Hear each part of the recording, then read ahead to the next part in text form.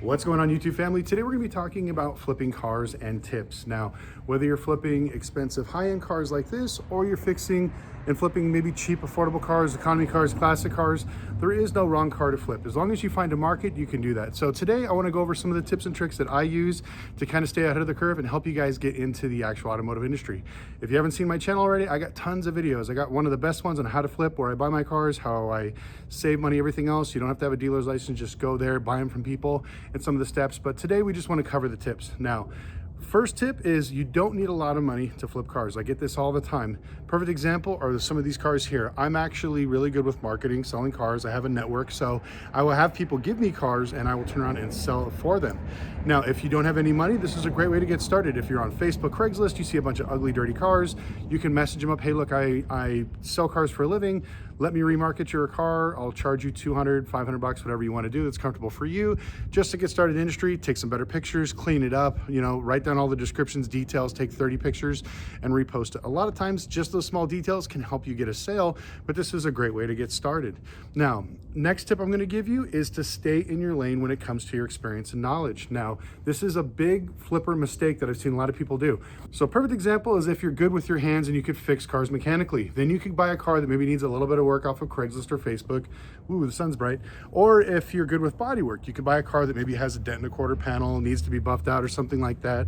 Or if you're really good at detailing, you can get those really ugly, dirty cars. We all have seen in those soccer mom vans with tons of food and diapers and stuff in the back of it.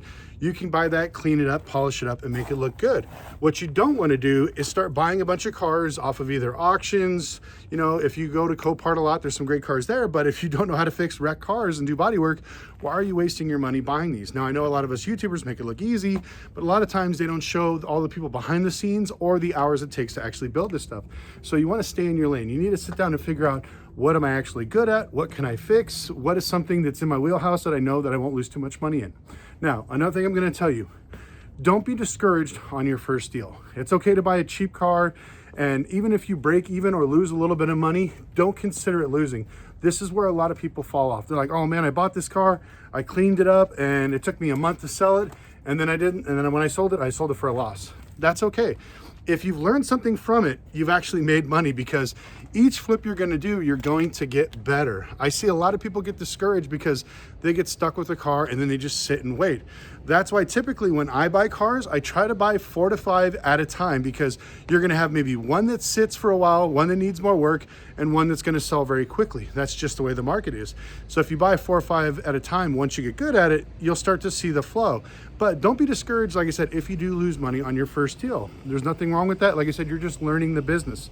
Now, tip number 4 is I want you guys to lose money, to learn, to get acclimated to the business, because I'd rather have you do it this way than, I can't tell you how many people I've basically done consulting calls with and everything else that went and spent $30,000, $40,000 on a dealership, bought tons of cars, got themselves in debt, and then realized that they can't buy or sell cars. Now they're in a hard place because they got to do something crazy to get rid of all these cars, and probably damage their credit and maybe even hurt their relationships with banks and auctions and stuff like that. And this is a typical trait that we see in our industry. It's always happening all the time. So if you want to get into the car business, I would tell people just start with flipping and just go from there. Now, the cool thing is like I said, there's somebody out there for everything.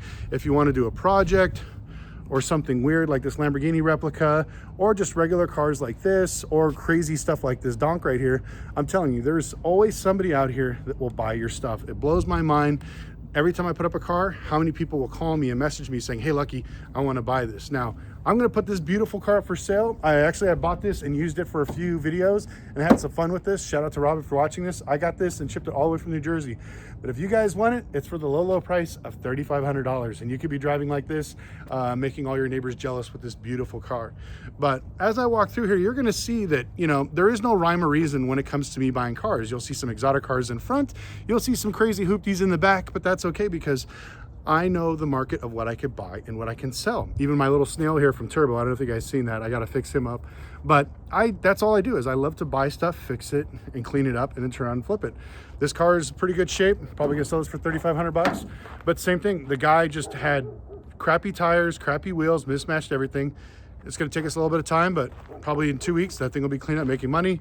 Bought this wrecked Ford F-250, get this beautiful Honda Accord, stuff that I buy for $1,000 bucks, and we turn around and take it to the auction, sell it for 1,500. it's nothing really amazing and it's nothing out of the ordinary. It's just the typical things that we do as car flippers, wholesalers, buyers, whatever you want to call us. You know, that's something you can get into. Now, another thing I'm going to tell people is if you're serious about getting into this industry, watch every single YouTuber's video. Now, you're going to see one thing. When we buy and fix and sell cars, we like to go over numbers and tell you how much money we've won, how much money we've lost. I noticed a lot of these guys, if it's not for their YouTube sponsorships, they're going to lose money. So technically, I do this every single day. This is what I do for a living. You know, I don't really make any money off of YouTube. I think I've shown my screen a few times before. I make about $3,000 a month off of YouTube AdSense, which is not crazy. It's not balling. And what I spend for software, marketing, editing my stuff and everything else, I really don't make anything. But what it does is it brings me leads to go buy more cars. And that's what I want. Every time you guys message me on Instagram, hey, Lucky, I got a car for sale. Hey, Lucky, I have a project I got to finish. Or even I got something really weird that's old. Would you be interested in buying this? And I always say yes, because I love buying crap. And I don't know why, but I thoroughly enjoy it because somehow, some way, this is going to become exciting. If you guys remember that Lamborghini replica that's in the back there, we're actually going to cut this roof and put that on top of it. So there's always something that we got planned for some of these projects, like this Honda Accord right here. This Honda is actually going to be getting cut in half. We're taking the motor and transmission and we're sticking it in the smart car that you saw behind me. We're going to be making Smart Car 3.0. I just sold my other smart car, the one that was at SEMA. So I'm going to be building more stuff, but this is some of the fun things that as you get better with flipping, you could start building stuff just to flip. The smart car that I just turned around and sold was a fun build, but I was able to make $8,000 worth of profit because I've been doing this stuff forever. So whether it's an old classic car, which I'm not going to sell this one, this is my grandfather's car. He actually just passed last week, so that's why we decided to bring it over here. We're going to start restoring it, fixing it up.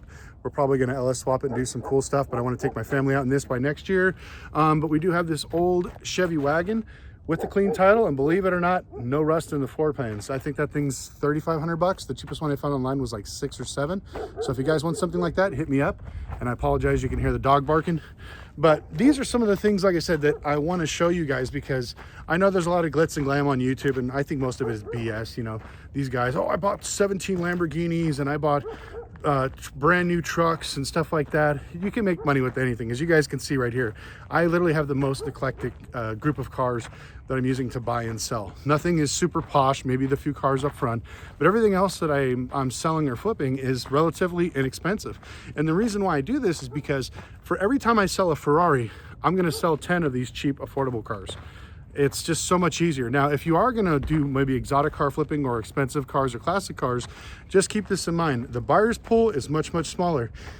It's going to take you weeks, if not months, to find that buyer. And if you do, you're going to have to basically wheel and deal because whatever first fish you get on the hook, you're going to have to sell it. I always tell people the first deal is the right deal.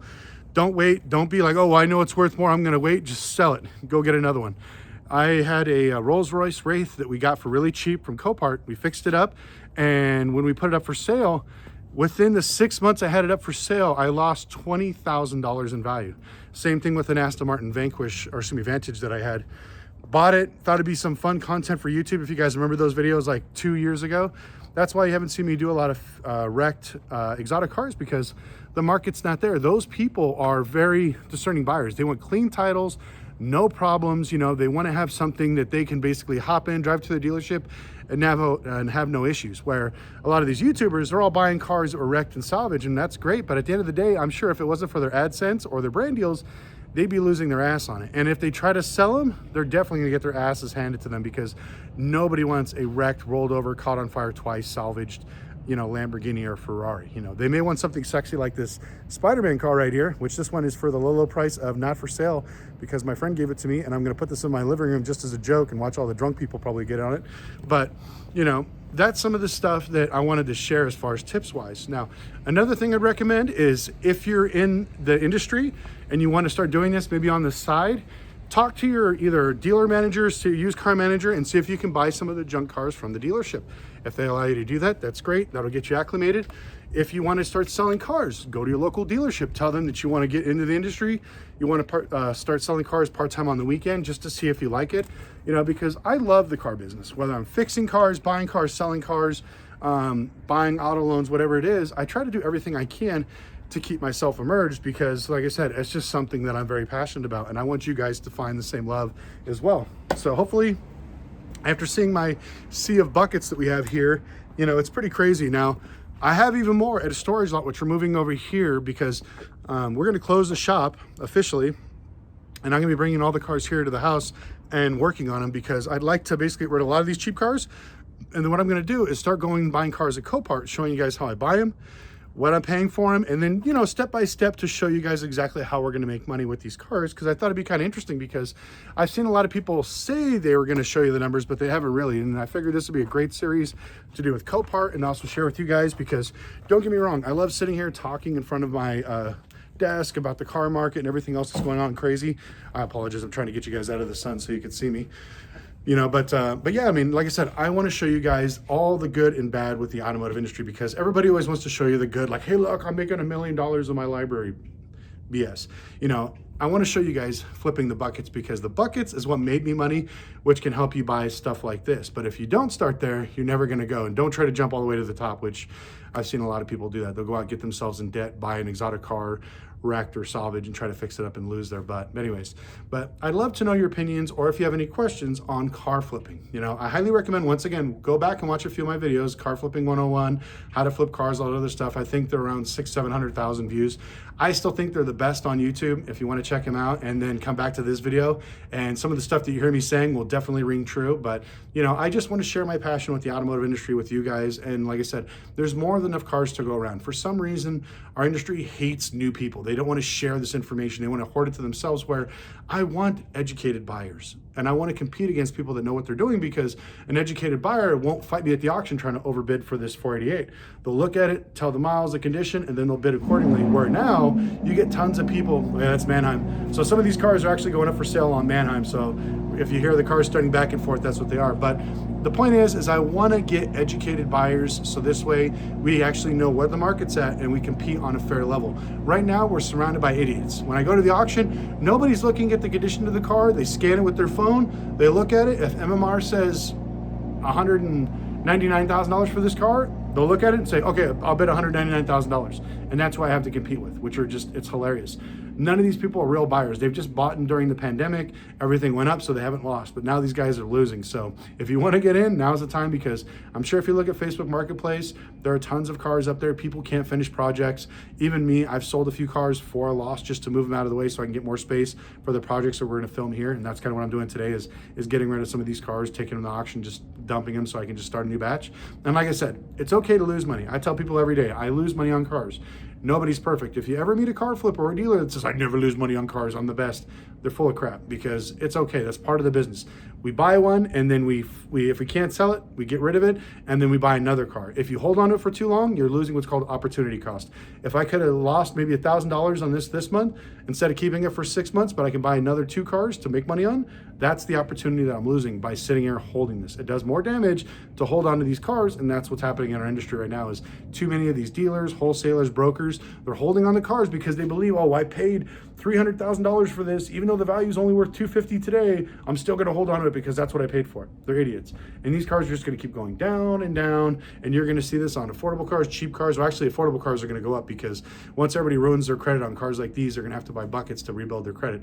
But anyways, I want to thank you guys so much for watching. If you have any questions, put them in the comment section below. Hopefully this will be a fun, different video for me just sitting and talking in front of my desk, and we'll see you next video.